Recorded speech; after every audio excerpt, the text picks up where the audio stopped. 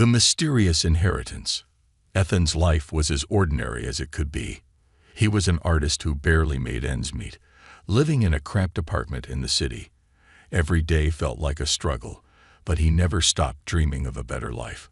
One day, while sipping on cheap coffee and sketching in his notebook, he received an unexpected letter. It was from a law firm he had never heard of. "Dear Mr. Ethan Moore," the letter began, "we regret to inform you that your great-uncle, Mr. Alaric Moore, has passed away. As his only living relative, you have inherited his estate, a mansion located in the secluded Whispering Pines forest." Ethan was shocked. Great-uncle? He didn't even know he had a great-uncle. His family had always been small, just him and his late parents. Yet here it was, a legally binding document declaring him the sole heir to a mansion. Curiosity quickly replaced his disbelief. Why had he never heard of this relative before? And what kind of mansion could this be? Excited but wary, Ethan decided to see it for himself. The law firm had included a set of keys and a map. The next morning, Ethan packed his belongings into his old beat-up car and began the long drive to Whispering Pines. The further he drove, the more isolated the landscape became. The city gave way to countryside, and then to dense, towering forests. The GPS lost signal halfway there, leaving Ethan to rely on the map. By the time he reached the mansion, the sun was setting, casting an eerie glow over the property. The first thing Ethan noticed was how massive the building was. It wasn't just a house. It was like a castle with tall spires, intricate carvings, and ivy creeping up the stone walls. The windows were dark, and the air around the mansion felt heavy, as if it held secrets waiting to be uncovered. Ethan stepped out of his car, the keys jingling in his hand. The moment he opened the wrought iron gate, it let out a loud creak, breaking the silence of the forest. He walked up the stone path, his footsteps echoing in the stillness, and unlocked the large oak door. The interior was even more overwhelming. Chandeliers hung from the high ceilings, and the walls were lined with shelves of old books. The furniture looked antique, yet there were signs of modern technology. A sleek console on one wall and strange, glowing panels on another. It was a bizarre mix of old-world charm and futuristic design. Ethan couldn't shake the feeling that the house was watching him. As he wandered through the halls, he noticed small details that unsettled him. A portrait of a man who looked eerily similar to him hung in the foyer, labeled Alaric Moore, 1922. But that couldn't be right. The man in the painting looked no older than 40. In the dining room, a strange draft swept through. Even though the windows were tightly shut, Ethan dismissed it as paranoia. He explored further, finding a grand staircase that spiraled upward. At the top, a long hallway stretched before him, lined with doors. One door, however, stood out. It was larger than the rest, and made of polished steel, unlike the wooden ones. When Ethan tried to open it, it wouldn't budge. He jiggled the handle, and even used his shoulder to push, but it didn't move an inch. "That's odd," he muttered. Suddenly, he heard a faint noise behind him. It sounded like whispering, but when he turned around, no one was there. His heart raced as he scanned the hallway, but it was empty. Deciding he had had enough for one night, Ethan returned downstairs. He found the living room and sank into a leather armchair, trying to make sense of everything. Who was Alaric Moore? Why had he inherited this strange place?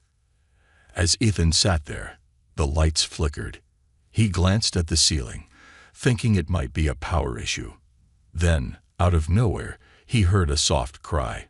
It was faint but distinct, like someone weeping.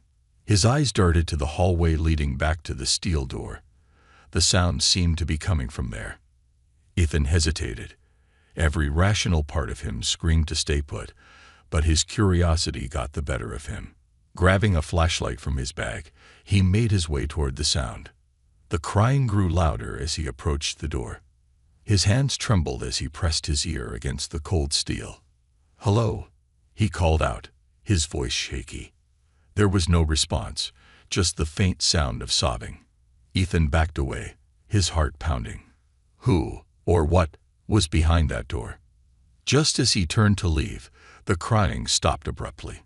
The silence was deafening, and Ethan felt an overwhelming sense of unease. He didn't know what secrets this mansion held, but one thing was clear: he wasn't alone. The secret room. Ethan couldn't shake the memory of the crying. He spent a restless night on the living room couch, clutching his flashlight like it was a weapon. The mansion was too quiet, as if the walls themselves were holding their breath. When dawn finally broke, the eerie silence remained. Determined to uncover the mansion's secrets, Ethan started searching for clues. If the steel door was locked, there had to be a key or something that could open it. The first breakthrough came in the library, a cavernous room filled with dusty books and strange artifacts. On one shelf, Ethan found an old leather-bound journal with the initials AM engraved on the cover. Inside, the handwriting was neat but hurried, as though whoever wrote it had little time to waste. This house is not what it seems. The door must remain sealed unless all hope is lost. To open it without caution is to risk everything. Ethan frowned, flipping through the pages. Most of the entries were cryptic, referencing the girl and the device, but offering no clear explanations. One passage, however, caught his eye.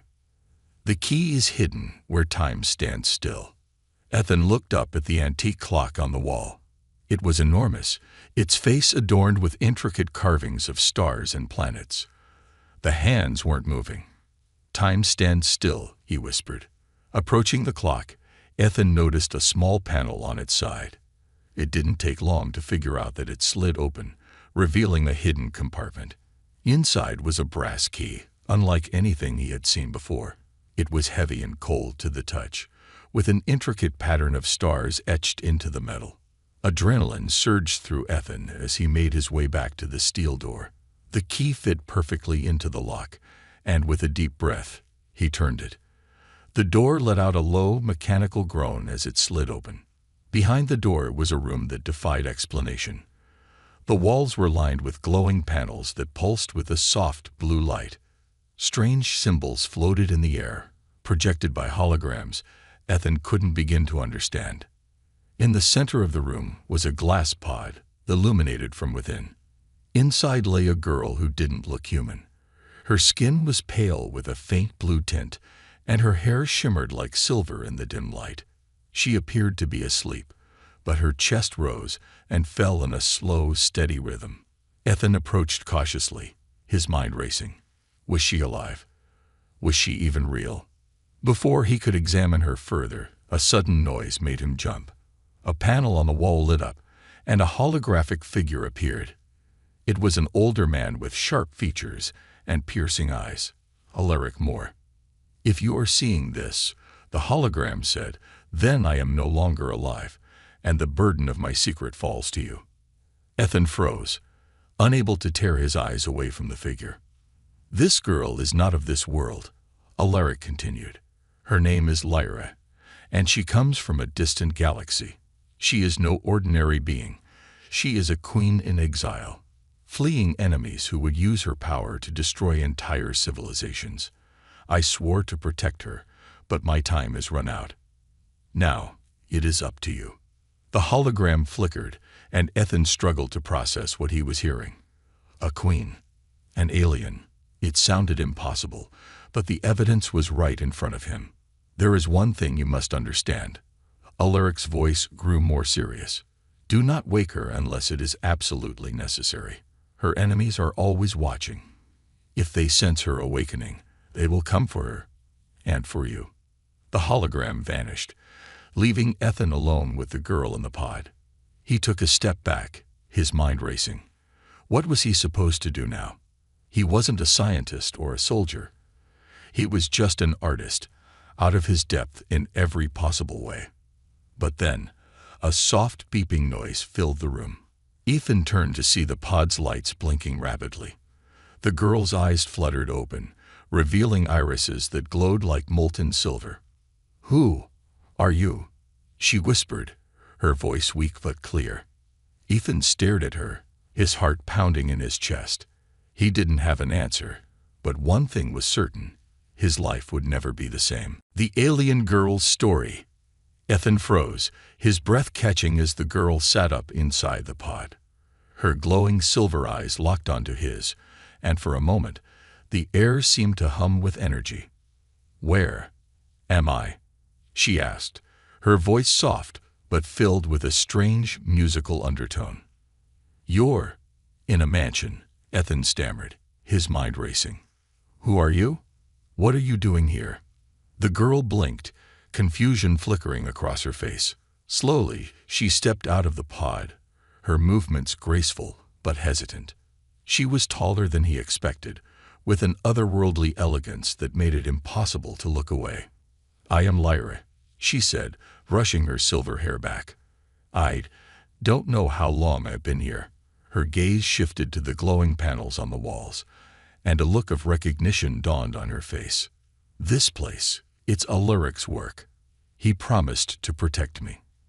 Ethan nodded, still trying to wrap his head around what was happening. "You mean my great-uncle? He left this place to me. He said you're an alien." Lyra's eyes narrowed slightly, but she didn't deny it. "I come from a world far beyond yours, a place your people could only dream of. My people call it Valthera. I was its queen, until everything was taken from me." She paused, her voice trembling. "They came without warning, an enemy force known as the Syndicate. They wanted the Heartstone, the core of our planet's power, which is tied to my lineage. Without it, my world fell." Ethan leaned against a nearby console, trying to make sense of her words. "You're saying you're a queen, and this syndicate destroyed your planet just to get some kind of power source?" "Yes," Lyra said, her voice heavy with sorrow. "The Heartstone is more than just power. It holds the essence of Valthera itself, a gift from our ancestors. If the Syndicate harnesses it, they could destroy entire galaxies." Ethan felt a chill run down his spine. "And they're looking for you because you're connected to this Heartstone." Lyra nodded. "As long as I live, the Heartstone's power remains dormant. But if they find me..."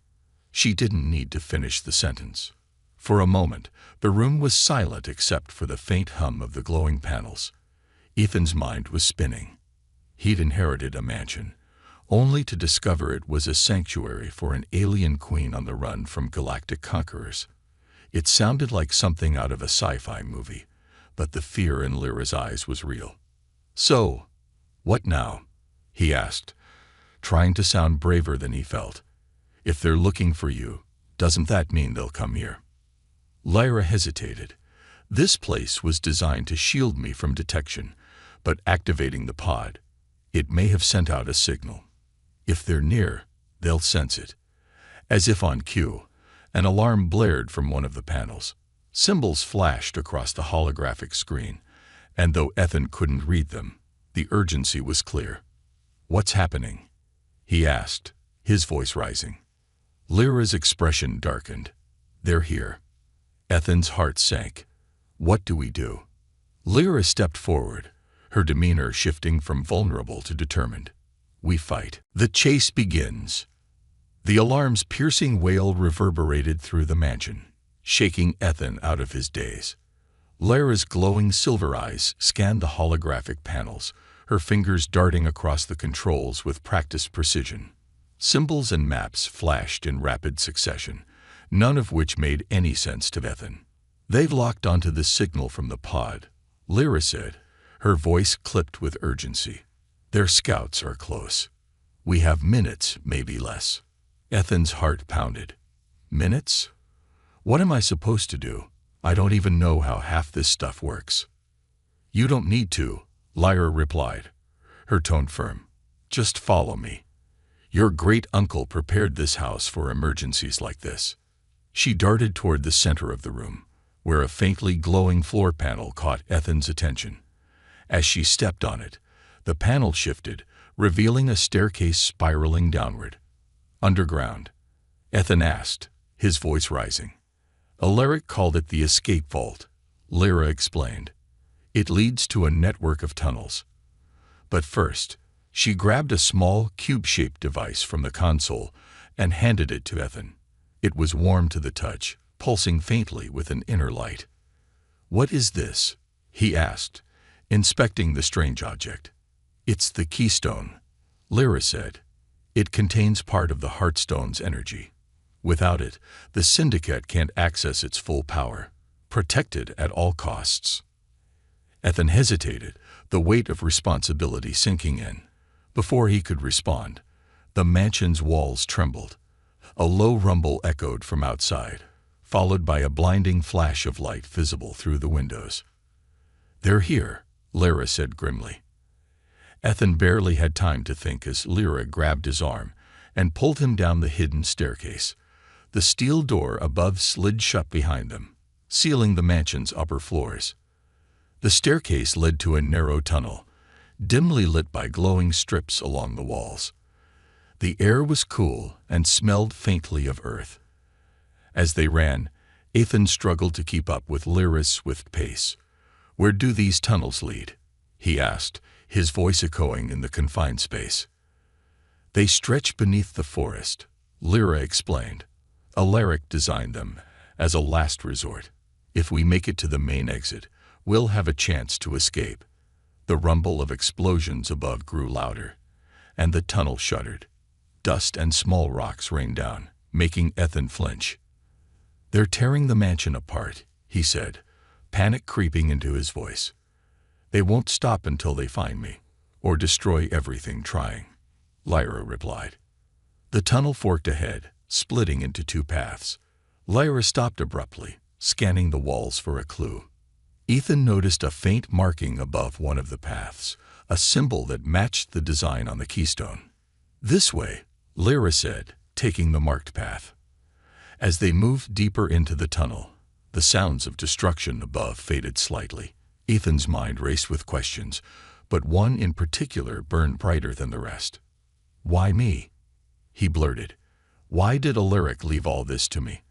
I don't know anything about aliens or fighting. Or, because you're stronger than you think," Lyra interrupted, her tone softer now. "Alaric wouldn't have trusted you with the keystone if he didn't believe in you." Before Ethan could respond, a deafening screech echoed through the tunnel. Lyra stopped, her eyes narrowing. "What was that?" Ethan whispered, clutching the keystone tighter. "Scouts," Lyra said, her expression darkening. "They found the tunnel system." From the shadows ahead, glowing red lights appeared. Eyes, Ethan realized. A group of Syndicate scouts emerged, their skeletal, insect-like bodies moving with unnerving precision. Lyra stepped forward, her hand glowing with the same silvery light as her eyes. She raised it, and a burst of energy shot out, striking the first scout and sending it crashing into the wall. "Run," she shouted to Ethan. But Ethan hesitated, watching in awe as Lyra fought. Her movements were fluid and precise, her energy blasts illuminating the tunnel.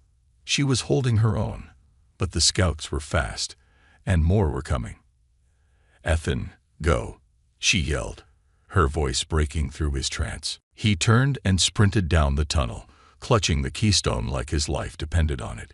Behind him, the sounds of battle echoed, blasts, screeches, and the sharp crack of stone breaking. The tunnel opened into a larger chamber, where a circular platform stood in the center.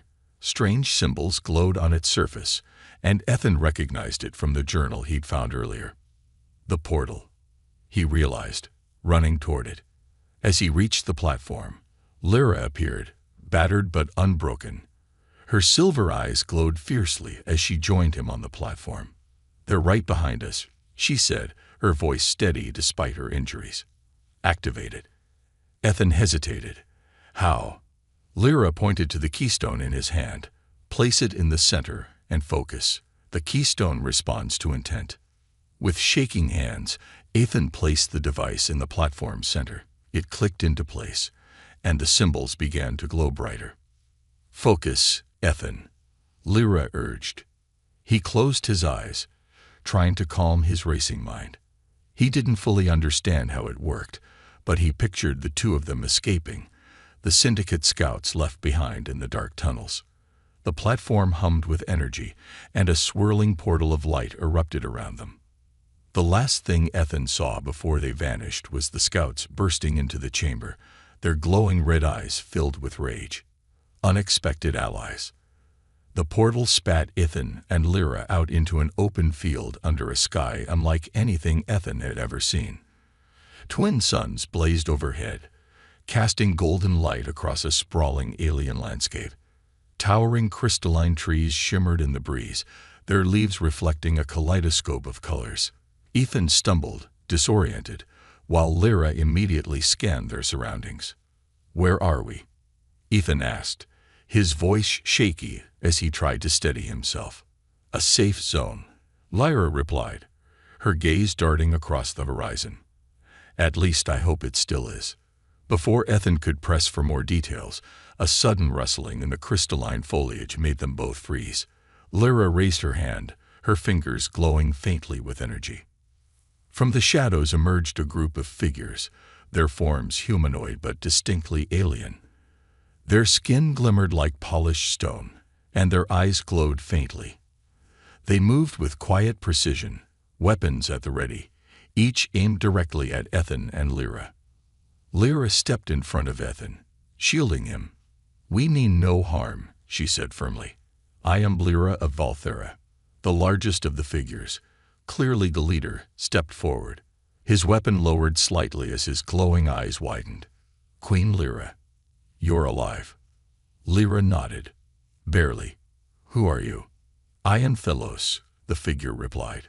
"We are loyalists of Valthera. We thought you were lost when the Syndicate attacked." Lyra's shoulders relaxed slightly, but her expression remained cautious. "If you're loyalists, why didn't you come to my aid?" Thelos lowered his weapon completely, bowing his head. "We tried. The Syndicate's forces were overwhelming, and we had to retreat to regroup. We've been searching for you ever since." Ethan watched the exchange in stunned silence, unsure whether to feel relieved or wary. These aliens seemed genuine, but the way they moved and spoke was unnerving. Thelos's gaze shifted to Ethan. "And who is this?" "This is Ethan," Lyra said. "He's the one who activated the keystone and helped me escape." Thelos studied Ethan for a moment before nodding. "You have our gratitude, human, but your involvement in this war is dangerous." "Trust me, I didn't ask for this," Ethan replied, trying to keep his voice steady. Thelos turned back to Lyra. "We must move quickly. The Syndicate scouts will track your energy signature, even here. Do you still have the keystone?" Lyra glanced at Ethan, who held the device tightly. "He has it," she said. Thelos's eyes narrowed. "A human carrying the keystone. That is unusual." "It wasn't by choice," Ethan muttered. Lyra stepped forward. "The keystone contains a fragment of the Heartstone. Without it, the Syndicate's plans will fail.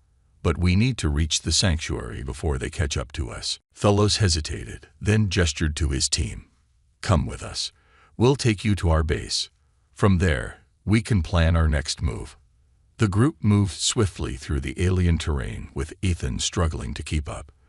The Loyalists seemed to glide across the ground, their movements almost otherworldly. As they approached a cliffside, Thelos activated a hidden mechanism, revealing an entrance carved into the rock. Inside was a sprawling underground base, filled with more Loyalists. They stared in awe as Lyra entered, many bowing their heads in reverence. "We've been waiting for this day," Thelos said. "The Queen has returned." Ethan couldn't help but feel out of place amidst the alien soldiers and advanced technology.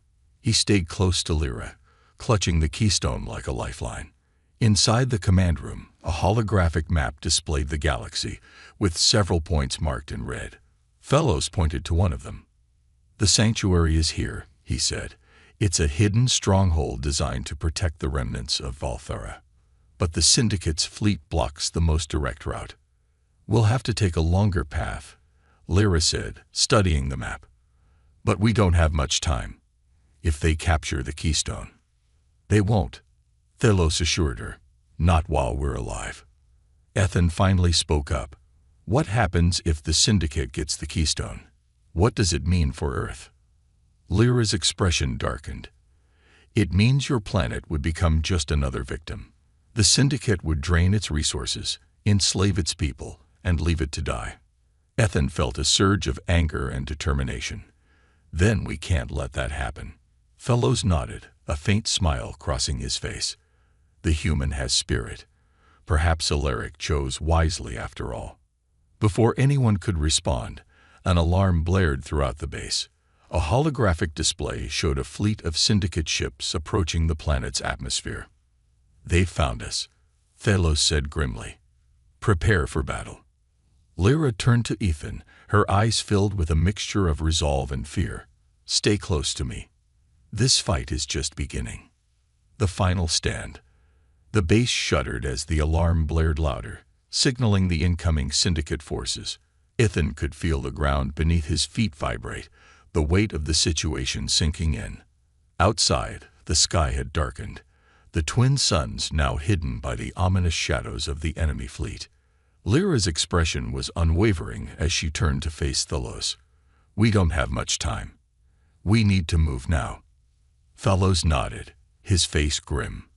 Our only chance is to hold them off long enough for the escape shuttle to launch. It's not much, but it's all we have. Ethan's heart raced. This wasn't just a fight for survival. It was a fight to protect everything he had come to care about. He glanced at Lyra, who was already moving with precision, giving orders to the Loyalists. Ethan, take the Keystone, Lyra said, handing him the device once again. Keep it close. It will protect you. He nodded, feeling the weight of the object heavier than ever. His fingers wrapped around it instinctively as they hurried through the base's corridors, heading toward the hangar. The sound of combat echoed in the distance, the first wave of Syndicate soldiers clashing with the Loyalists. Explosions rattled the walls, and the base's lighting flickered as energy shields struggled to hold. Ethan couldn't help but feel useless. He had no combat experience, no idea how to use any of the advanced technology that surrounded him. But he wasn't going to run. Not now. Not after everything that had happened. As they entered the hangar, the sight of the shuttle gave Ethan a brief moment of relief. It was sleek and advanced, designed for high-speed escape, with enough room for the Loyalists and Lyra. We'll need to buy some time before we can take off, Thelos said, already working on the shuttle's controls. You two need to get on board. I'll stay behind and hold the line. Lyra turned to him, shaking her head. No, I'm staying to fight. Thelos raised an eyebrow. You're the queen. The last hope for your people. You can't risk your life for this. I don't have a choice, Lyra said, her voice calm but resolute. I'm not leaving anyone behind. Ethan stepped forward, watching the exchange. We're all in this together, right? I'm not just going to hide while everyone else fights. Lyra turned to him, her eyes softening for a moment. You don't know what you're asking, Ethan. I don't care, he said, his voice steady. I've come this far. I'm staying. There was a moment of silence, and then Lyra gave him a small nod. Then let's make sure we win this. Just as they prepared to board the shuttle, the hangar doors slammed shut, sealing them in. Through the reinforced windows, Ethan saw a massive fleet of Syndicate ships descending from the sky, their sleek black hulls reflecting the faint glow of the distant suns. We have no time left, Thelos said, activating the shuttle's thrusters. The hangar doors groaned as they opened, revealing a clear path into the air. We're going to have to fight our way out. Lyra nodded. Prepare the defense systems. Ethan, stay close to me. Ethan clutched the Keystone tighter as the shuttle's weapon systems powered up. He could feel the energy of the Heartstone pulsing within the device, almost as if it was alive. We're ready, Lyra said, her voice calm but sharp with determination. Let's go. As the shuttle shot out into the atmosphere, Ethan saw the Syndicate fleet growing closer. Their ships were massive, each one brimming with weapons, their engines glowing ominously. The sky around them seemed to darken with the sheer scale of the incoming assault. Hold on, Thelos said, his voice crackling over the comm. "We're in for a fight." Ethan watched as the Loyalists in their smaller ships took formation, darting toward the incoming Syndicate forces. The first exchange of fire lit up the sky, beams of energy crashing against shields and exploding in fiery bursts. Lyra gritted her teeth, her eyes fixed on the enemy. "We need to disable their flagship. If we don't, we won't stand a chance." Ethan swallowed hard. "How do we do that?" Lyra's gaze flicked to the control panel. "The Keystone can interfere with their technology. It's linked to the Heartstone, and its energy can disrupt their systems." Ethan's hand trembled as he reached for the Keystone, holding it out toward the front viewport. As if sensing his intent, the device began to glow brighter, its energy radiating in waves. Suddenly, a bolt of energy shot out from the Keystone, striking the lead Syndicate ship. It faltered, its weapon systems flickering before going dark. Lyra's eyes widened in surprise. It worked. But there was no time to celebrate. A second wave of Syndicate ships bore down on them, their guns firing relentlessly. The shuttle's shields flickered as the blast struck, but they held. "We have one shot at this." Thalas's voice came through the comm. "If we don't break through their defenses now, we're done." Lyra nodded. "Ethan, give me the Keystone. I can amplify its energy." With a sense of urgency, Ethan handed it to her. He watched as she placed it in a slot within the shuttle's control panel, and a surge of energy radiated through the ship. The shuttle's weapons flared to life, firing powerful beams that pierced through the Syndicate fleet like a knife through butter. "Keep pushing forward," Lyra commanded. The battle wasn't over yet, but for the first time, Ethan could see the tide beginning to turn. They weren't going to let the Syndicate win. The Queen's Gambit. The shuttle surged forward, its engines roaring as it cut through the chaos of battle. Ethan could barely keep up with the fast-moving events unfolding around him. The sky was alive with explosions and blinding flashes as the Syndicate ships scrambled to regroup, but the tide had clearly turned in their favor. The Keystone's power was undeniable, its energy now coursing through the shuttle like a lightning bolt, crackling through the air with an intensity that made Ethan feel like they were riding a wave of raw power. Lyra stood at the front of the shuttle, her hands moving with practiced precision over the control panel, her silver eyes glowing brighter with every passing moment. "We're breaking through their defenses, but we need to reach the flagship," she said, her voice calm but filled with a steely determination. Ethan nodded, his hands clenched around the seat. The battle had only intensified since the shuttle launched, and though the Loyalists fought bravely, he knew that they couldn't keep up this pace for long. The Syndicate was relentless, and their numbers were overwhelming. Ahead, the massive flagship of the Syndicate loomed, its dark hull streaked with energy weapon fire, its turrets trained on the shuttle. It was a monstrous vessel, nearly 10 times the size of the smaller fighter ships they had just evaded. Every inch of its surface looked fortified, as if it had been designed to withstand an army's assault. "Thelos, can you hold them off?" Lyra called through the comms. "We're doing everything we can, but they're pushing back harder," Thelos replied, his voice strained. "The flagship has advanced shield technology. It's going to be tough to break through without a direct hit." Lyra's lips pressed into a thin line as she concentrated on the panel in front of her. "If we can get close enough, I'll disable its core system. But I'll need time." Ethan's heart pounded in his chest. He had no idea how Lyra was planning to pull this off, but there was something in her eyes, the same fierce determination he had seen when they first met, that told him she wasn't going to stop. With a violent jolt, the shuttle lurched forward as the flagship's cannons fired. The shields flared in a burst of light, absorbing the damage, but it was clear that their window was closing. "We're not going to make it," Ethan shouted, gripping the seat harder. Lyra didn't flinch. "Hold on," she said, her voice unwavering. She slammed a button on the console, and the shuttle dipped into a sharp dive, narrowly avoiding a direct hit. The Syndicate ships chased them, their weapons firing relentlessly. Ethan could feel the heat of the blasts grazing the hull, the shuttle rocking with each impact. But Lyra was a master at maneuvering the shuttle, her instincts guiding them through the storm of fire. As they neared the flagship, Lyra activated the shuttle's emergency thrusters, sending them rocketing toward the central core of the enemy ship. The Syndicate fleet seemed to tighten their grip, surrounding them like wolves closing in on prey.